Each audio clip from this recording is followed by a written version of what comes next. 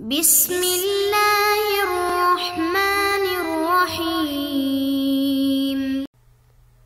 اللہم صلی علی سیدنا و مولانا محمد افضل صلواتک بعدد معلوماتک وبارک وسلم وصلی علیہ۔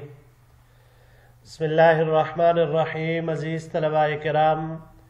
امید ہے کہ انشاءاللہ العزیز آپ سب خیر و عافیت کے ساتھ ہوں گے۔ جامع السنن الترمذی جلد ثانی کے ابواب الفتن عن رسول اللہ صلی اللہ علیہ وسلم کے ایک اور درس کے ساتھ اللہ جل شانہ کے فضل و کرم سے آپ حضرات کے خدمت میں حاضر ہونے کا موقع ملا۔ بحمد اللہ تعالی آج ہمارا سبق نمبر 133 ہے۔ بڑھتے ہیں اپنے سبق کی طرف۔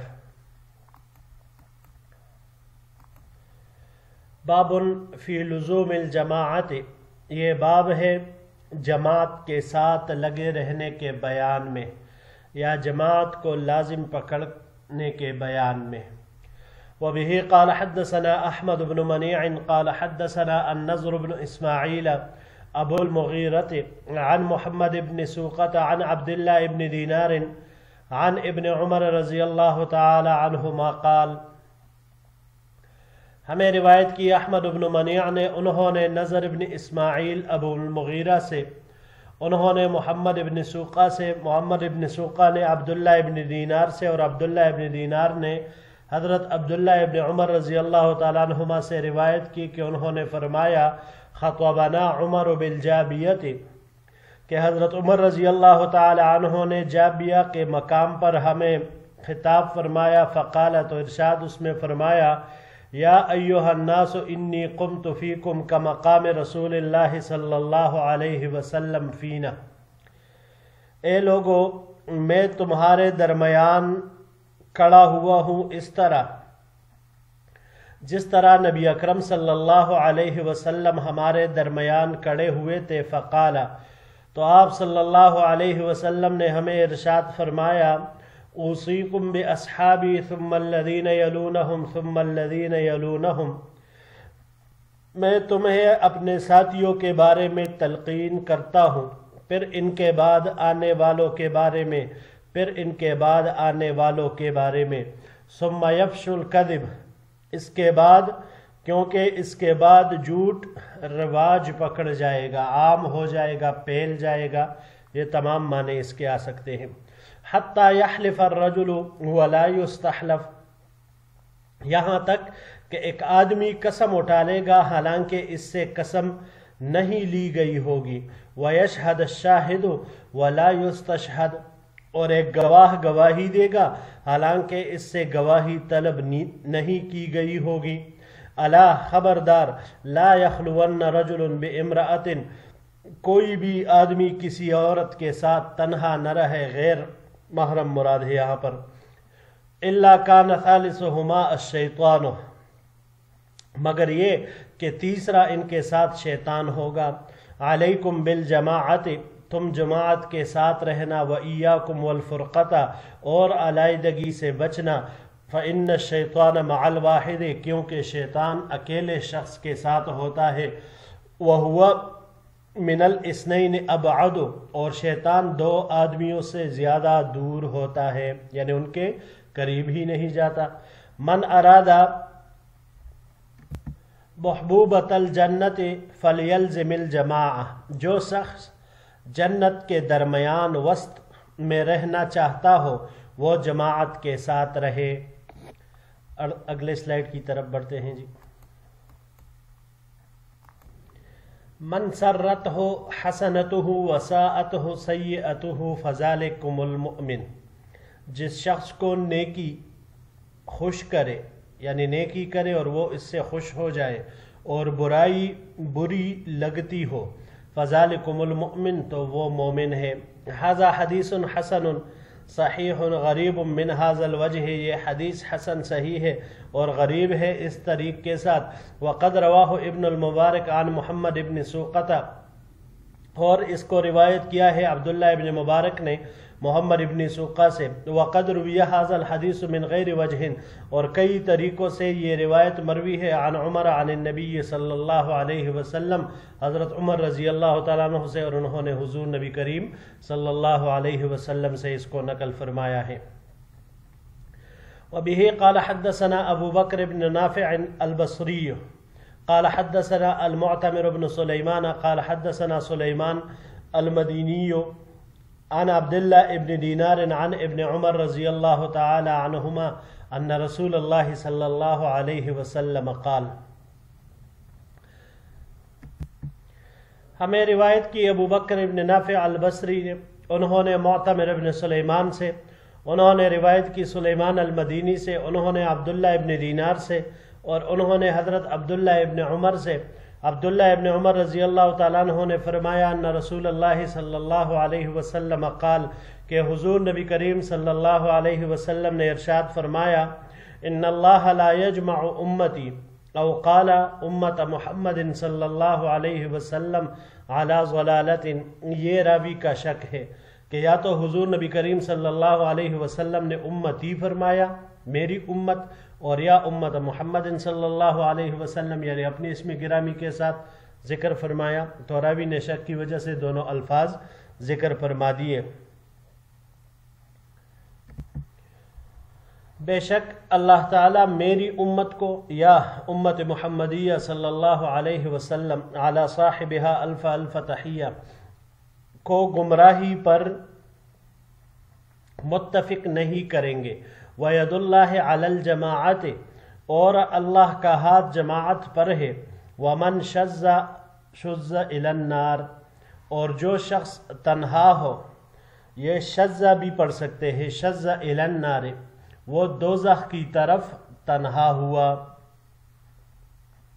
بلکہ یہاں پر شذ پڑھنا یہ زیادہ اولا ہے کیونکہ یہ لازم ہے، تو اس لیے اس کا مجہول نہیں آئے گا۔ وَمَنْ شَذَّ إِلَى النَّارِ،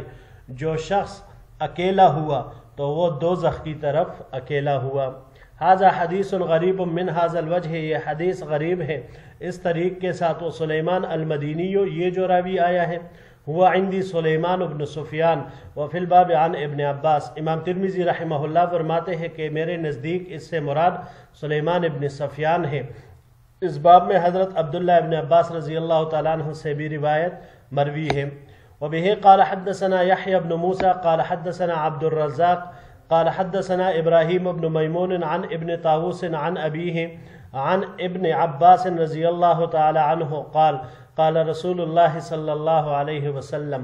ہمیں روایت کی یحییٰ ابن موسیٰ نے، انہوں نے روایت کی عبد الرزاق سے، انہوں نے روایت کی ابراہیم ابن میمون سے، انہوں نے ابن طاووس سے، انہوں نے اپنے والد مکرم سے، انہوں نے حضرت عبداللہ ابن عباس رضی اللہ تعالی عنہما سے، عبداللہ ابن عباس رضی اللہ تعالیٰ عنہما نے فرمایا کہ حضور نبی کریم صلی اللہ علیہ وسلم نے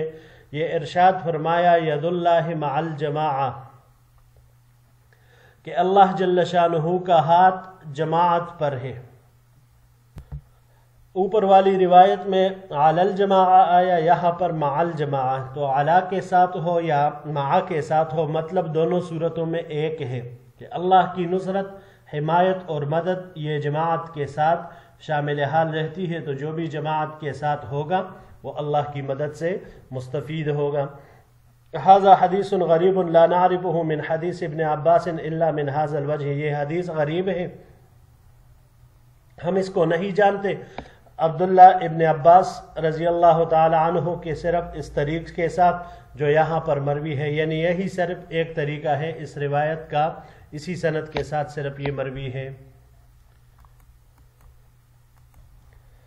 جی عزیز طلباء کرام، باب فی لزوم الجماعات، جماعت کو لازم پکڑنے کے بیان میں یہ باب امام ترمذی رحمہ اللہ نے ابواب الفتن میں مقرر فرمایا ہے۔ اب یہاں پر اگر کوئی یہ اشکال کرے کہ بھائی ابواب الفتن میں سے لزوم الجماعت کا کیا معنی نکلتا ہے، کیا مناسبت اس کی وہاں پر اس کے ساتھ آ رہی ہے، فتنے الگ چیز ہے، جماعت ایک الگ چیز ہے، تو یہ کس لیے یہاں پر لایا گیا؟ تو یاد رکھیے گا عزیز طلباء کرام کہ فتنوں سے حفاظت کا ایک ذریعہ، بہت سارے ذریعے ہیں، تو ایک ذریعہ اس میں سے اجتماعیت اور جماعت کے ساتھ لگا رہنا ہے، جماعت کو لازم پکڑے رہنا، کیونکہ اتفاق اور اتحاد میں جو قوت ہے وہ افتراق میں نہیں ہوتا۔ مشاہدہ ہے یہ کہ کئی کمزور مل کر یہ باہم قوی ہو جاتے ہیں، مل کر وہ ایک مضبوط ٹیم بن جاتے ہیں، ایک جماعت بن جاتی ہے، اور بڑے سے بڑا مضبوط سے مضبوط پہلوان بھی وہ تنہا آخر کار پچاڑ دیا جاتا ہے۔ اسکول کی کتابوں میں ہم نے ایک واقعہ پڑھا تھا، آپ حضرات نے بھی، ایک سبق آموز، کہ ایک شخص کی موت کا وقت قریب آیا تو اس کے 10 بیٹے تھے، انہوں نے اپنے تمام بیٹوں کو بلایا اور ان کو ایک ایک چڑی دے دی اور کہا اسے توڑ دو۔ سب نے ایک ہی جھٹکے میں اس کو توڑ دی۔ پھر اس نے اسی قسم کی 10 چڑیاں منگوائی اور ان کو ایک ساتھ ایک تسمے کے اندر باندھ دیا۔ پھر ہر ایک کو نوبت بنوبت نمبر وار ہر ایک کو کہا کہ ان 10 کے 10 چڑیوں کو ایک ساتھ توڑو۔ 10 کے 10 بیٹوں نے پوری کی پوری کوشش کی لیکن کوئی ایک بھی اس کو توڑ نہ سکا۔ تو جب سب اس سے عاجز آ گئے تو باپ نے ان کو نصیحت کی کہ آزمائش اور فتنوں سے بچنا ہو، تکالیف اور مصیبتوں سے بچنا ہو تو آپس میں اتفاق اور اتحاد اور اجتماعیت کے ساتھ رہنا۔ جب تک تم لوگ آپس میں متفق اور متحد رہو گے دشمن تم کو توڑ نہیں سکے گا، لیکن اگر ہر ایک جدا جدا ہو جاؤ گے، الگ الگ ہو جاؤ گے تو پھر اسی طرح توڑ دیے جاؤ گے جس طرح تم لوگوں نے ایک ایک چڑی وہ توڑی۔ قرآن کریم میں ہے وَاعْتَصِمُوا بِحَبْلِ اللَّهِ جَمِيعًا وَلَا تَفَرَّقُوا، یہ اسی بارے میں ہے کہ اللہ کی رسی کو مضبوطی کے ساتھ تامو، یعنی اللہ کے دین پر اجتماعیت کے ساتھ کڑے ہو جاؤ۔ اجتماعیت ایک بہت ہی بڑی نعمت ہے، اللہ جل شانہ امت محمدیہ کو، تمام مسلمانوں کو اجتماعیت سے نوازے، آمین یا رب العالمین۔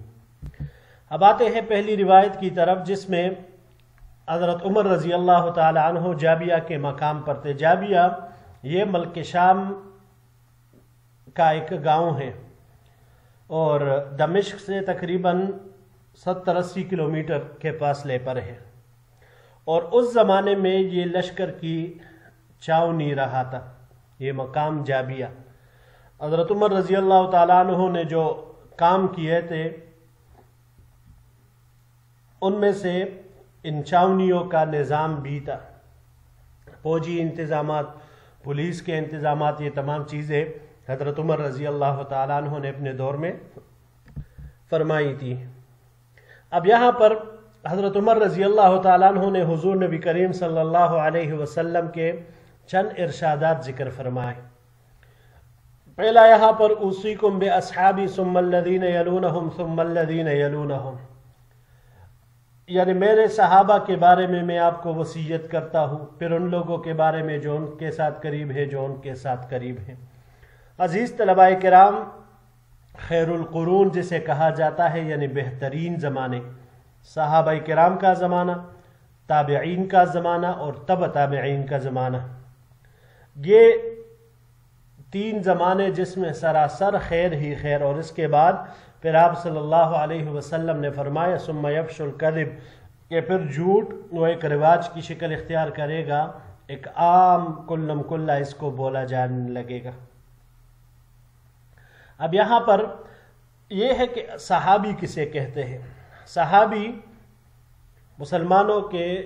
اگر ہم اعتبار سے اس کو لے لیں ایک عام تعریف، بعض کیونکہ اگر صرف رویت کے اعتبار سے دیکھا جائے تو نبی علیہ الصلوۃ والسلام کو تو بہت سے لوگوں نے دیکھا تھا،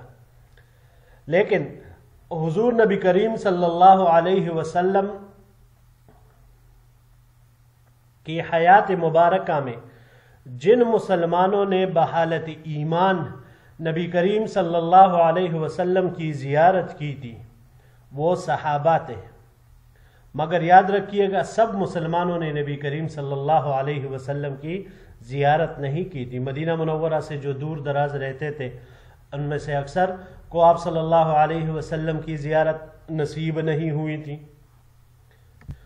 پھر حضور نبی کریم صلی اللہ علیہ وسلم کے وفات کے بعد کوئی صحابی کسی علاقے میں گیا، کسی ملک میں گیا، کسی بستی میں گیا، تو ان لوگوں نے جنہوں نے صحابہ کرام کو دیکھا وہ تابعین بن گئے، اور پھر وہی تابعین ان کی زیارت کرنے والے وہ تبع تابعین کہلائے۔ تو صحابہ کرام، پھر تابعین اور پھر تبع تابعین، یہ تین زمانے یہ بہترین اور سراسر خیر ہی خیر والے تھے۔ اب آگے حضور نبی کریم صلی اللہ علیہ وسلم نے فرمایا کہ پھر زمانے میں یعنی لوگوں میں کوئی خیر باقی نہیں رہے گا، پھر جھوٹ پھیل جائے گا، عام ہو جائے گا، اور ایسے عام ہو جائے گا کہ ایک آدمی قسم اٹھائے گا حالانکہ اس سے قسم کا مطالبہ ہی نہیں ہوگا۔ موجودہ دور میں ہم دیکھ لیں، معمولی سی معمولی بات بھی ہو تو اس پہ فوراً قسم اٹھا دیا جاتا ہے، قسم کرتے ہیں لوگ۔ تو یہ بالکل وہی حالات اور وہی چیزیں چل رہی ہے۔ حدیث مبارک کا جو جز یہ تیسرا نمبر علیکم بالجماعت، یہ باب مناسبت اس کے ساتھ آ رہا ہے کہ جماعت کے لازم پکڑنے کے بارے میں آپ صلی اللہ علیہ وسلم نے فرمایا وَإِيَّاكُمْ وَالْفُرْقَةَ فَإِنَّ الشَّيْطَانَ مَعَ الْوَاحِدِ وَهُوَ مِنَ الْإِثْنَيْنِ أَبْعَدُ، شیطان ایک کے ساتھ ہوتا ہے اور دو سے دور رہتا ہے۔ تو جماعت کو لازم پکڑنے میں سراسر خیر ہی خیر ہے، لہٰذا جماعت کو لازم پکڑنا چاہیے ہر حال میں، اور فرقت اور اسی طرح افتراق اس سے خود کو بھی بچانا چاہیے اور دوسروں کو بھی اس سے بچانے کی تلقین اور فکر کرنی چاہیے۔ پھر آگے آپ صلی اللہ علیہ وسلم نے مزید فرمایا من اراد بحبوب الجنت فلیلزم الجماعہ، اب جو شخص چاہتا ہے کہ میں بالکل جنت میں رہوں، جنت کے بیچوں بیچ ایک نیا بالکل جنت میں رہنے کی، تو حضور نبی کریم صلی اللہ علیہ وسلم نے فرمایا کہ اسے چاہیے کہ وہ جماعت کو لازم پکڑے۔ تو اب جماعت کو لازم پکڑنے والا یہ انسان فتنوں سے بھی محفوظ رہے گا، اس کے شرور سے بھی محفوظ رہے گا، جماعت کے ساتھ رہے گا تو ان کی خیر اور برکتوں سے اللہ کی نصرت اور مدد سے مستفید ہوتا رہے گا، اسی لیے اس کے اوپر یہ جنتی ہونے کا وہ لیبل لگ جائے گا اور یہ جنتی ہو جائے گا۔ اگلے سلائیڈ کی طرف بڑھتے ہیں۔ پانچواں جملہ من سرته حسنته وساءته سیئته فذلکم المؤمن، یہ جملہ احادیث مبارکہ میں مختلف مواقع کے اعتبار سے مختلف الفاظ کے ساتھ نقل ہوا ہے، یعنی جب انسان کو اس کی نیکی خوش کرے اور کوئی بد عمل اس سے معاذ اللہ ہو جائے، برائی گناہ ہو جائے، وہ اس کو پشیمان کرے، اس کو ندامت ہو، تو اسے جان لینا چاہیے کہ وہ مومن ہے، نیکی سے خوش ہوا اور اپنے عمل پر گناہ پر وہ پچھتا رہا ہے، تو یہ مومن کی نشانی ہے۔ آگے احادیث مبارکہ میں بھی حضور صلی اللہ علیہ وسلم نے فرمایا کہ میری امت وہ گمراہی پر متفق نہیں ہوگی، اللہ ان کو گمراہی پر متفق نہیں کریں گے، اللہ ان کی اس سے حفاظت فرمائیں گے۔ اور یہی بات اس سے ہمیں جو چیز سمجھ میں آ رہی ہے اجماع امت، حجیت اس کی سورہ نساء کی آیت سے ثابت ہے، اور بہت سی احادیث بھی اس کے اوپر دلالت کرتی ہے، جن میں سے ایک حدیث یہ بھی ہے کہ اللہ جل شانہ اس امت کو کسی گمراہی پر ضلالت پر جمع نہیں فرمائیں گے، تو اجماع امت یہ بھی حجت ہوا۔ لیکن یاد رکھیے گا اجماع سے مراد علماء امت کا اجماع ہوگا، ہر ایرے غیر نتو خیرے کا نہیں۔ دوسرا مضمون اس آیت کا ید اللہ علی الجماعہ، جماعت کے اوپر اللہ کا ہاتھ، یعنی وہی بات ہم نے کی کہ امداد اور نصرت مراد ہے اس سے۔ اور جو تیسرا ہے ومن شذ شذ الی النار، کہ جو اکیلا ہوا تو لہٰذا بس وہ پھر گمراہی ہوگا، کسی فرقے کے ہاتھوں چڑھے گا، کسی دوسرے کے نظریات اپنائے گا، تو پھر تنہا ہی جہنم کی راستوں پر وہ چل پڑے گا۔ اللہ جل شانہ ہم سب کی حفاظت فرمائے۔ جی عزیز طلباء کرام، یہی تک ہمارا آج کا سبق تھا، انشاءاللہ العزیز زندگی رہی تو اگلے درس میں پھر آپ کی خدمت میں حاضر ہوں گے۔ السلام علیکم ورحمۃ اللہ وبرکاتہ۔